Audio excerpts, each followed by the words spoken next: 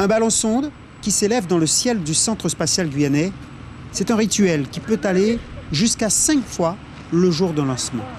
Les décisions de lancement se prennent sur une observation, et donc c'est un ballon sonde qu'on va lâcher, qui va monter du sol jusqu'à 30 km et nous permettre de reconstituer le profil vertical de vent entre le sol et 30 km.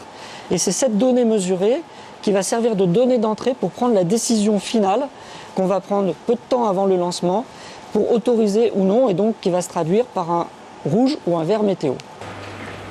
Cela permet de recueillir ce schéma matérialisant l'orientation et la force du vent sur la trajectoire du vol. Des vents périodiques sur l'année. Actuellement, nous sommes dans une période qui est la période entre mai-juin et septembre-octobre, où nous sommes soumis à des vents d'est sur quasiment toute l'épaisseur, entre le sol et 30 km. Donc actuellement, les conditions d'un point de vue climatologique ne sont pas favorables. Pas favorable car soufflant en direction des zones habitées. Une donnée prise en compte par ces hommes en pleine répétition de sauvegarde des populations. Ils répètent la procédure de suivi des 5 premières minutes de vol des lanceurs décollant du CSG. Leurs yeux sont rivés sur la trajectoire située dans le couloir de vol. Et si Ariane, Vega ou Soyouz rencontrent un problème, ils n'hésitent pas.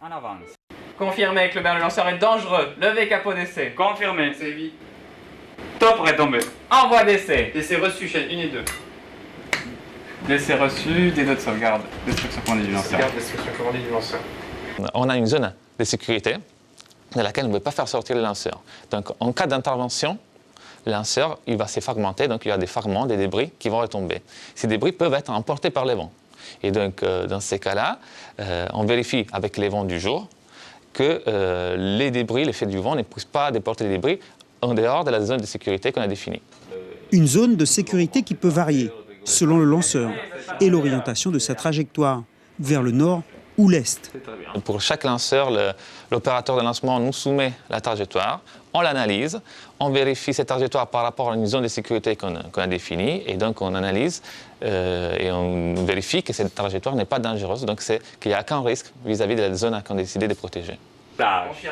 La décision finale revient donc au CNES, en charge de la sauvegarde des personnes et des biens.